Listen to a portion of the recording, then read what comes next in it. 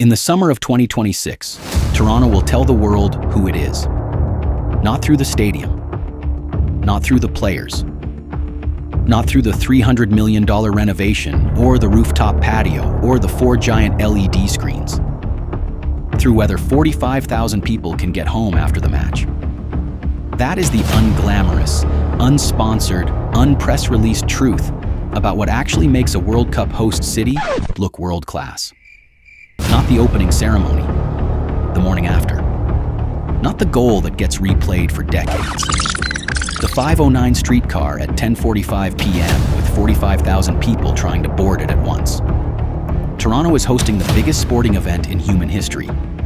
6 matches, 4 billion viewers. A global audience that will form its opinion of this city, not just from what happens on the pitch, but from what happens outside it.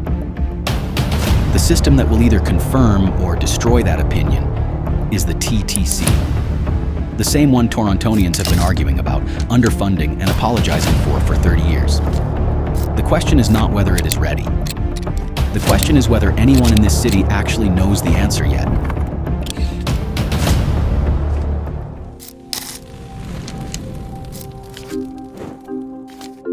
The Toronto Transit Commission is the 3rd busiest transit system in North America, behind only New York and Mexico City. On a normal weekday, it carries approximately 1.7 million passenger trips across buses, streetcars, and subway lines. By that metric alone, it sounds impressive. But here's what those numbers don't tell you. The TTC is chronically underfunded. Signal failures on Line 1 have become so routine that commuters build extra time into their journeys as a matter of habit. As of early 2026, TTC ridership still sits at around 82% of pre-pandemic levels. Not because the city has fewer people, but because the service has become unreliable enough that people who have an alternative use it. The TTC's own data shows the system is running with higher operating costs and fewer riders than it had in 2019. That is not the profile of a transit system preparing to absorb the biggest crowd surge in the city's history. And then there is the specific geography problem that every transit planner working on the World Cup already knows. BMO Field, now officially called Toronto Stadium for the tournament, sits at Exhibition Place on the western waterfront. At the end of a transit corridor that on a normal TFC match day with 28,000 fans already shows strain. The capacity is going to 45,000. The corridor is the same.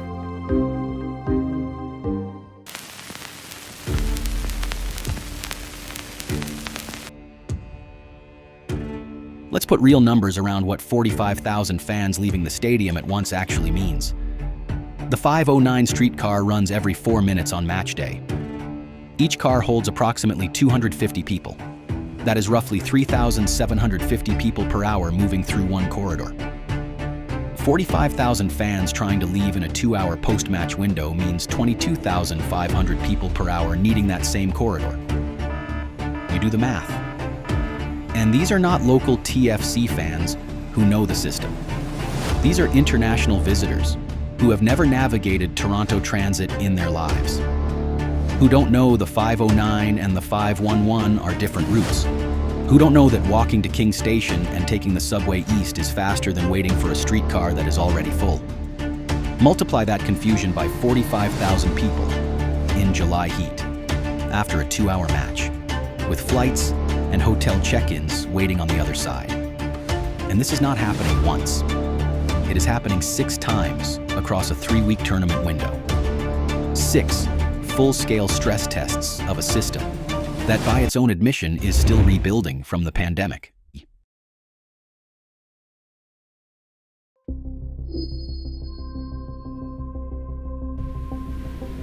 Here's where the story gets more complicated. Because last month, the TTC finally unveiled the detailed plan it had been working on. Express bus shuttles on the 929 Dufferin route directly to the stadium. 5-minute all-day service on the 504 King, 509 Harbourfront, and 511 Bathurst streetcar routes. Extended subway hours with last trains running later if matches go long. A dedicated Fleet Street transit hub between the Fan Festival site and Toronto Stadium with temporary streetcar platforms and queuing areas. police and traffic wardens stationed at key pinch points to keep transit moving, and a proposed regional tourism transit pass giving international visitors unlimited travel on GO Transit, the Up Express, and the TTC for 3 or 5 day periods. That last one is genuinely impressive, modeled on the kind of integrated visitor passes that Paris and London use. If it launches in time, it removes one of the biggest friction points for international visitors navigating an unfamiliar system. On paper, this plan is credible. The investments are real. But here's the thing about transit plans. They do not get tested in press releases. They get tested on match day. And when the TTC board was first scheduled to receive this update, they ran out of time. The plan arrived late, and now the tournament is 2 weeks away.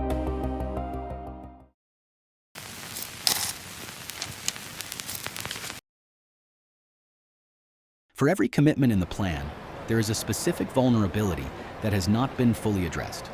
Start with Pearson. Toronto Pearson International Airport. There is no fast, direct, affordable rail link to downtown.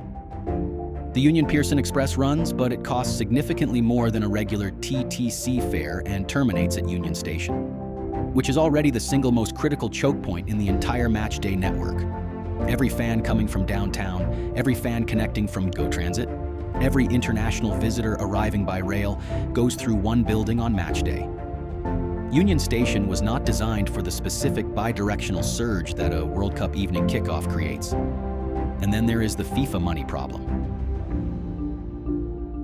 New Jersey's governor recently revealed that FIFA is contributing $0 toward the $48 million transit bill her state is absorbing to move fans to MetLife Stadium.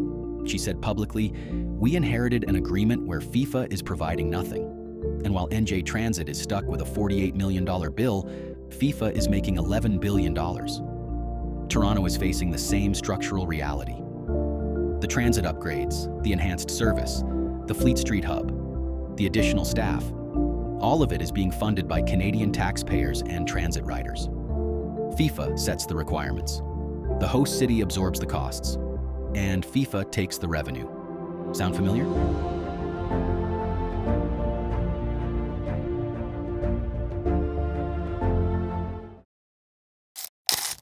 There is one piece of this story that deserves its own chapter. The Eglinton Crosstown LRT, first approved in 2007. Original budget, $5.3 billion. Opening date, 2020. Current cost, over $12 billion. As of 2026, still not fully operational. Nearly 2 decades. More than double the original budget. And the line that was supposed to become Toronto's major east-west transit spine is still not doing what it was built to do. The crosstown does not directly serve the BMO field corridor. Its relevance to the World Cup is not about getting fans to the stadium. It is about what it signals. It signals that Toronto's track record on delivering transit infrastructure on time and on budget is not good.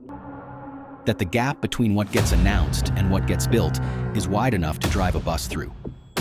And when a city with that track record stands up and says, "We are ready for a transit challenge of this magnitude," the reasonable response is, ready in the same way the Eglinton Crosstown was ready in 2020? That is not a cheap shot. It is the obvious question. And the answer is not a press release. It is June 12th when Canada plays its first World Cup match on home soil, and 45,000 people try to get home.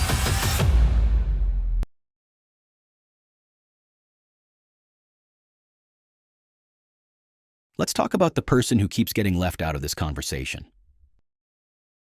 Not the international visitor with match tickets and a hotel on King Street. The person who lives in Liberty Village and takes the 509 to work every morning. For 6 weeks this summer, their commute changes. Not because they wanted it to. Not because they got a vote on whether the World Cup came to their neighborhood.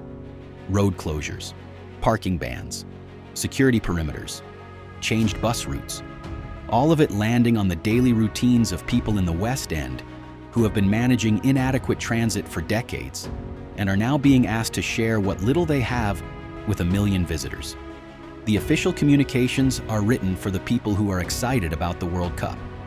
The person who just needs to get to work on time does not fit that narrative. But they are paying for it. And they deserve a straight answer about what the next 2 weeks actually look like for them. So here's where we land. The plan is real. The Fleet Street Hub, the express shuttles, the extended subway hours, the tourism pass. All of it represents genuine effort and genuine investment. But it arrived late. And now the tournament is 2 weeks away. The Pearson connection problem does not have a clean solution. The corridor to Toronto Stadium was designed for 28,000 people. FIFA is contributing nothing toward the transit costs it created. And the system being asked to deliver all of this is the same one that carries higher costs and fewer riders than it did in 2019. All of those things are true at the same time. The investments being made right now, the Fleet Street Hub, the dedicated transit lanes, the geo service expansions, these do not disappear when FIFA leaves. They stay. For TFC fans, for daily commuters, for the people in the West End who have been waiting for this level of transit attention for decades. That is the best version of what the World Cup can do for Toronto Transit. Force the permanent improvement the political system could not deliver on its own. Whether that version of the story gets written depends on what happens on 6 evenings this summer. Do you trust the TTC to handle it? And if you are planning to attend a match, tell us in the comments how you are actually getting there.